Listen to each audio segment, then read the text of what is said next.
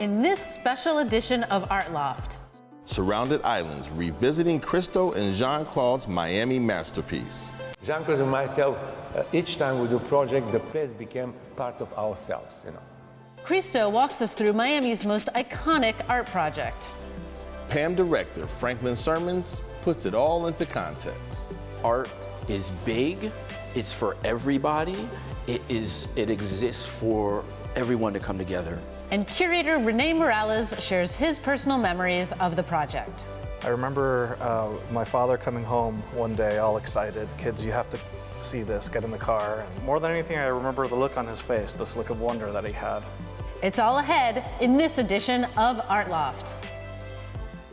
Art Loft is brought to you by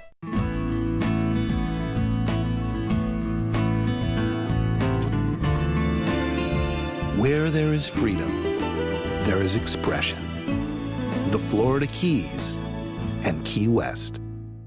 the Miami-Dade County Tourist Development Council, the Miami-Dade County Department of Cultural Affairs, and the Cultural Affairs Council, the Miami-Dade County Mayor, and the Board of County Commissioners, and by the Friends of South Florida PBS. Hi, I'm Jamani Anamdi. And I'm Lolo Reskin. And from the Perez Art Museum in Miami, This right here, this is Art Loft.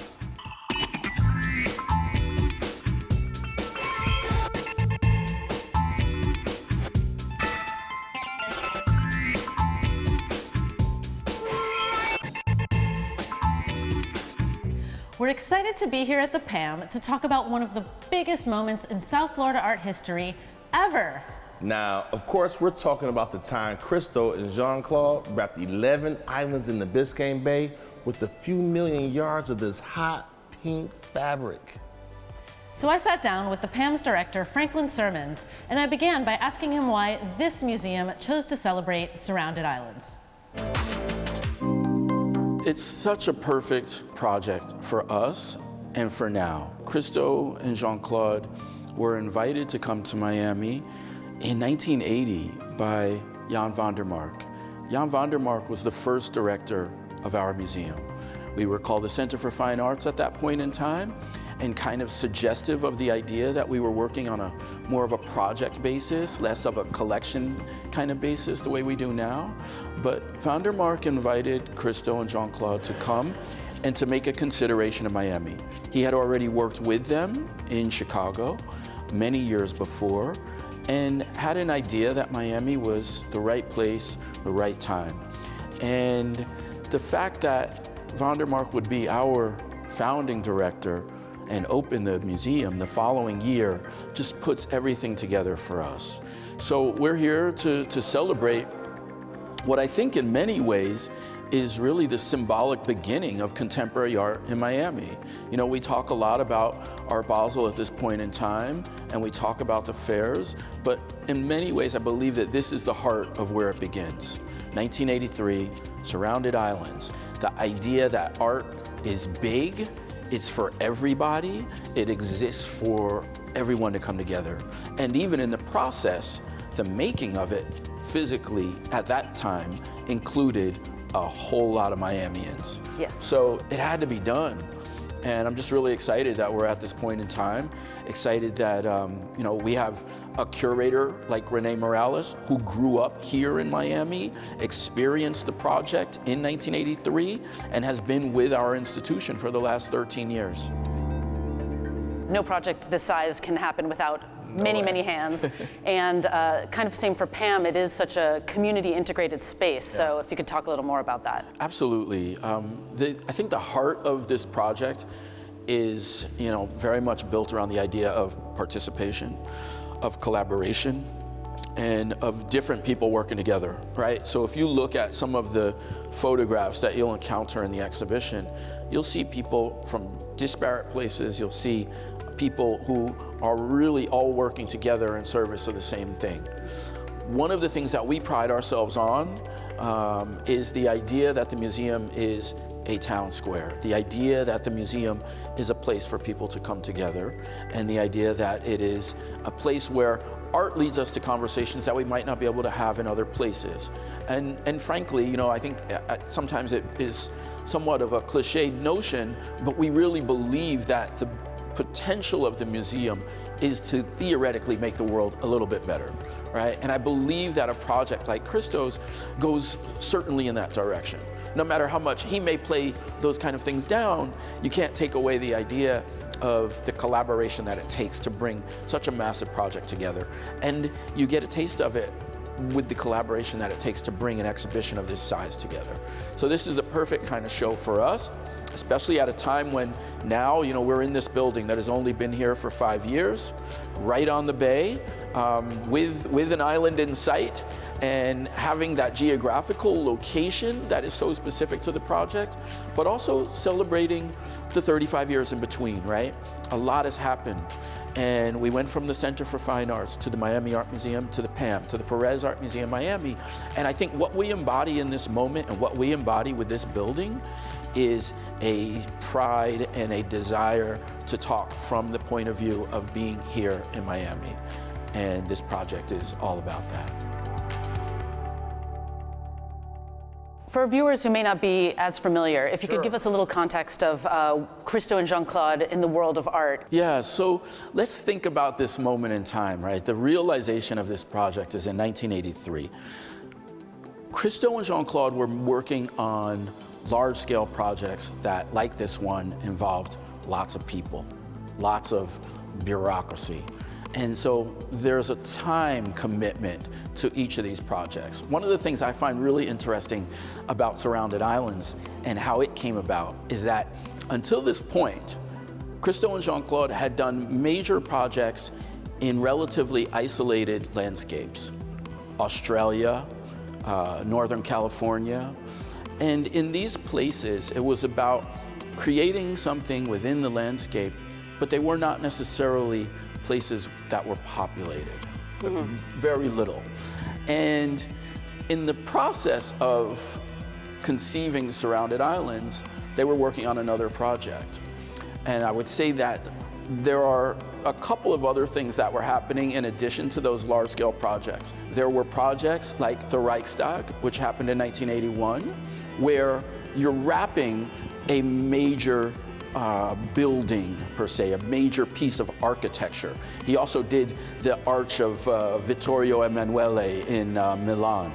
So it was these discrete pieces, right? But they were put into metropolitan areas. And so you had on one side the big landscape, and on the other side, the smaller architectural framework, but in the metropolis. Miami brings together both of these things, right? This is the first time that a major landscape work of art or project, if you call it, happened in the middle of a major metropolitan city. And really, Miami is one of the only places on Earth where that could happen because there is so much nature within the boundaries of our city. And it plays that role. Interestingly, Christo and Jean-Claude had been working on the Gates project for New York City in the same couple of years running up to Miami. They were not given permission to do this project in Central Park in New York City, but when Miami came along, it was a way of being able to address the metropolis in that fashion on a grand scale. And in Miami, as Christo and Jean-Claude have said many a time, is that the water is our Central Park. So the bay is our Central Park. We play on the water. And it's the perfect way of moving that conversation forward, of thinking about how to create something that is large scale, beautiful in the landscape, but also is part of a populace, right? So we complete the piece together. With most of their installations, Christo and Jean-Claude had to win over local government to get their artwork built. And in Miami, they had to win over the people, too. Well, I got to hang out with curator Renee Morales, who was a kid when the project began, and he has vivid memories of those 10 days in May back in 1983.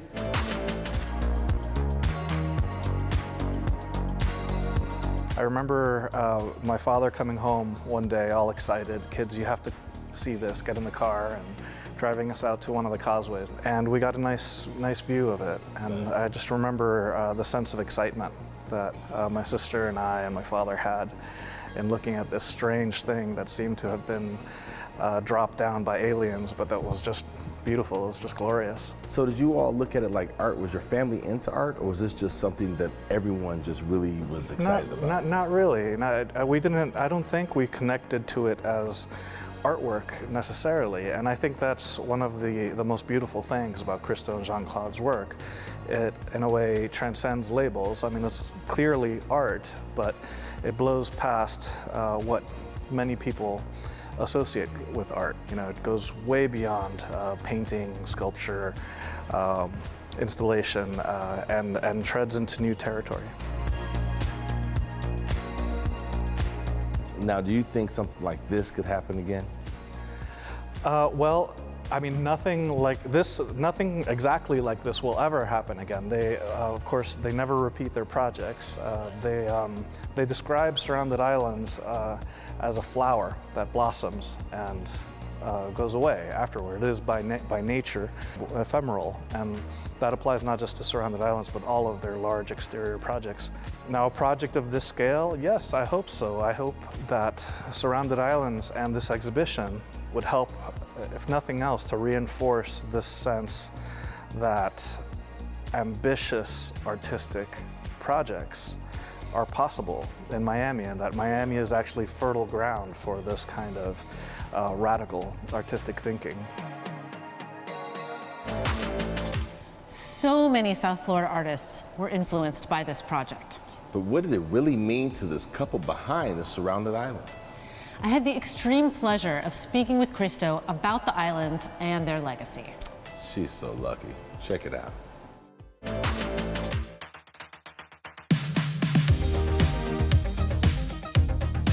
We're here now on all maps of Miami of 1980, when we have these man-made islands spotted on 7 miles from north to south. That was done by the dredging intercoastal waterway, piling the earth and the vegetation started to grow. And we decided to surround this island with floating pink fabric, but in the beginning, the very early sketches, that pink fabric is very light, barely pink, because I was very uneasy with that fabric, you know. This is the very early drawings, and basically some idea. Yeah. May I ask you, Yeah. why pink? That is another important part. You know, when we arrived here, actually, we arrived with Jean-Claude before in Miami in the late 70s to lecture, and we discovered for the first time so flat land. There are no mountains, they're flat, a lot of water. Of course, the earth, vegetation, island was all flat land. And of course, one very interesting thing, the air is full of water, many thick air full of water. And everything looks pastel, very washed by the thickness of the water. At the same time, we discovered the incredible amount of other people living here, the Latin people that not live in any place in the United States so much like here. And more, we understand that project should be related to that Latin culture who is in the heart of Miami. And this is that shocking pink gum. In all our projects for over 50 years, they're temporary projects. They exist only for a few days, and 2 weeks, 3 weeks maximum, and they're gone. And Jean-Claude and myself always try to have some material or some record of that project. This is why all our projects, they're film, photograph, and when they remove, we collect components of the project, the real things, not only documents, archive material, components of the project. That exhibition is exactly the same story. We own this exhibition, they belong to me. But here, understand, the project that time was estimated how it cost between $4 or $5 million in that time. I need to start to draw, drawings, to study, and this is the really simple drawings when I use ordinary pinkish fabric. I draw with my own hands, selling this type of works to collectors and dealers around the world. We can have money, pay the payroll of everybody fabricating, manufacturing all this very complex project. You see these very early drawings, they are done all before. The drawings translate how the project is crystallized visually through the knowing the site. And we, of course, is a huge team of professional people. You should understand, all these projects, they're done on me, Jean-Claude. Then the most important is put together enormous amount of professionals to help us with the project. But the very important part, before everything in the world belongs to somebody. There are no 1 square meter in the world don't belong to somebody. And the very beginning, we need to discover from whom we can use and rent the land. And we discover right away that everything starts from the President of the United States Army Corps of Engineers in Jacksonville, to the governor of Florida at that time, Bob Graham, to the Dade County, all the community in Dade County was principal players to give us permission for that project. Other side, you have the permitting process in the authority and administration. You see that from the very beginning, presenting the project to different group, and always explaining different group. This is in the Dade County. This is the public hearings, and we have a snack. There was the opposition come to stop the project, interfere, and finally the project come. This is the only of our project in the last 50 years come to the United States Federal Court. And this is the case, federal case, drawing of the federal court here during the process. An entire finding of the case is here. You can do everything, everybody can see the things, how it happened. This is why the exhibition telling really the invisible part for many people, how the project was developing. And then here you have that model who was built in 82, 81, late 81, to articulate the project, how we look. And this is the Pelican Harbor, and this is the island just around the Pelican. Actually, this is here, our headquarters was there. This is our heliport during the exhibition of the project. And this was in the main library? Yes, this piece. During for the permitting process, to bring the elected officials to see how the project will be done and to explain to them. To try to open their minds and, Yes, and give them a exactly. taste of your vision for it. This is the story of the Surrounded Island. The most difficult part in any of our projects, not only that project, to find right engineers. This is the spring project, and early January, we start to install these thousands of marine anchors deep down in the water. You see, this is the island. Now see what is under the fabric. Nobody knows. This is all a line, like spokes, bicycle spoke, going under the fabric, securing exactly the shape, how the island, this number one, this is another island, how they were intricately designed in the fabric, was fabricated now in Germany. Non-stop, around the clock, day and night, they was doing, moving this thing in the water here, and from there, here, like installing the underwater, the anchors. The little dot is exactly all these anchors down in the water. One that was installed, start unfurling of the fabric and lacing the fabric together to become one single piece. Here you can see how the fabric was unfurled from the end, like a fisherman. There, each island have a group of young people working with their own captain. They unfurl the fabric here in the water, all these lines, and they start to lacing together all these separate sections. And this is all the story of the project. But there was no any sewing space so big that we can use it. This is our project director, Ted Doherty from Colorado, decided to build huge sewing plant around Opelika when we did something incredibly clever. Instead, to move the fabric, the sewing machine was moving on railroad tracks. And this is why the track was open and the day was moving instead usually moving the fabric. One that fabric was sewn on this many sections, like this one section. Now to come to the very complicated story, to folding the fabric and a huge, like big sausages, long sausages, like sometimes very long, and someplace. And we'll rented Opelika Blim hangar. And you see here, they're folding the fabric. Wow. They're folding the fabric in many sections. This folding fabric was sent to the Interama, north of the site of the project, where the young people need to put that special ending of the fabric, the boom, octagonal shell boom, that can stop the debris of the water going over the fabric. obviously you did find a lot of help down here to help Yes. make it happen, and the community came together. Yes, and of course many story like so funny, very funny, very revealing story. We have a professional people, but we have a huge amount of non-skilled workers to install that fabric. Each island have a captain, and that captain was involving taking care there, but the work was positioned to the island, working non-stop until the night, and the boat was coming to take the arms, supplying them food, and we ran out of workforce. We were trying to employ all the students, young people, etc. And suddenly there was something coming so beautiful. There was the Haitian refugee just arriving at that time, and they was all speaking French. And my son, who was the captain of island number 8, was speaking French. Jean-Claude said, Cyril, you should be captain of island 8. We send you all the Haitian workers with you that he can give command of French that to work that. Oh, that's wonderful. We incorporated the Latin culture, the Haitian culture, all the culture of Miami. People don't understand how this project affects, because we never do commissions.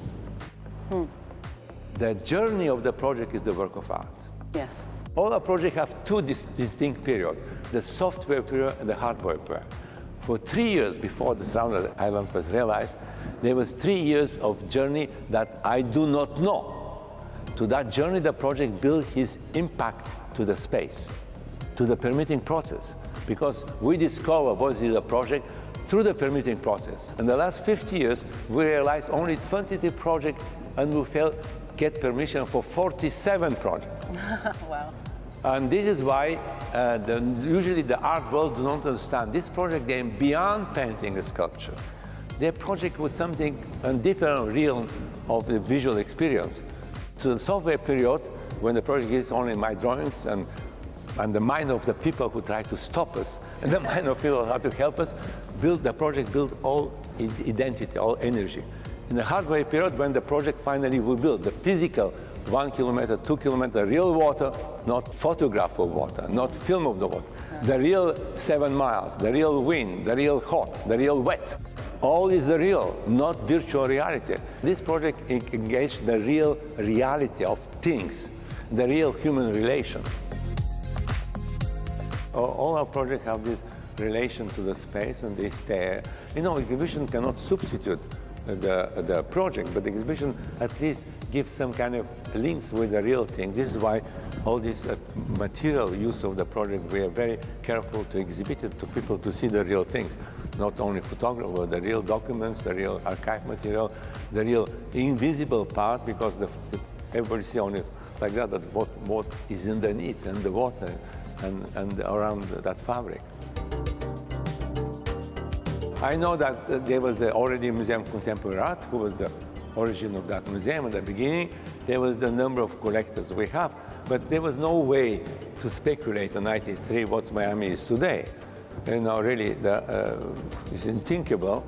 And of course, in some way, probably that was helping, I don't know.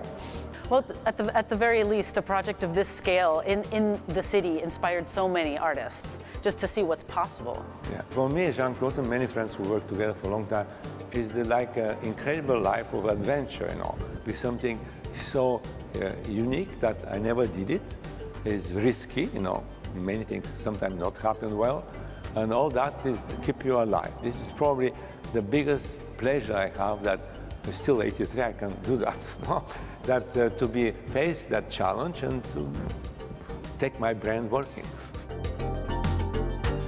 Jean-Claude and myself, each time we do project, the place became part of ourselves, you know. And we always like to be back on the side of the project, like criminals who return the mind the crime. Basically, we love to be back to Australia, and the coastline we did over 50 years ago. We returned to back of the running fence, returned back to Paris and the Reichstag. And of course, this is part of my blood, my life, my incredible journey in my life, who I will never forget. And this is why we do project. I will never looking for some retrospective things. Often artists my age like to have a retrospective. I always say to our friends, they will do retrospective when I'm dead. I like to do the new things, because doing this project kept me at the age of life. This is something all day new. I will never do another Surrounded Island. I will never do another gate or wrap a bridge. They're all unique pieces, and I do not know how to do it. Many specialists we hired, they don't know how to do it. It's never built like that, and that journey is the part of the project.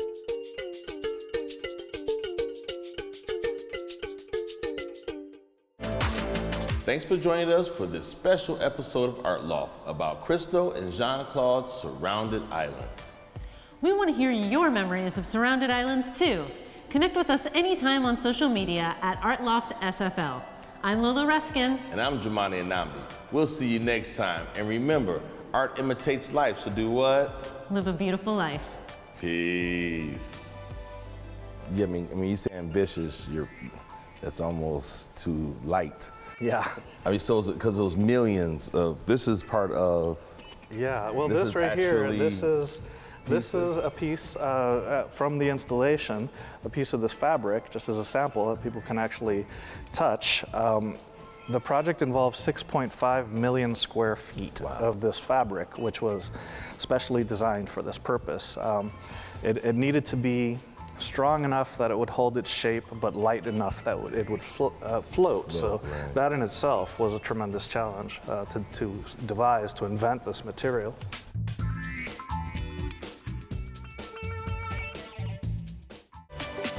Art Loft is brought to you by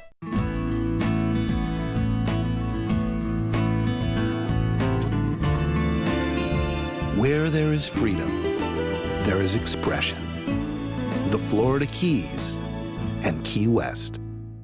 the Miami-Dade County Tourist Development Council, the Miami-Dade County Department of Cultural Affairs, and the Cultural Affairs Council, the Miami-Dade County Mayor, and the Board of County Commissioners, and by the Friends of South Florida PBS.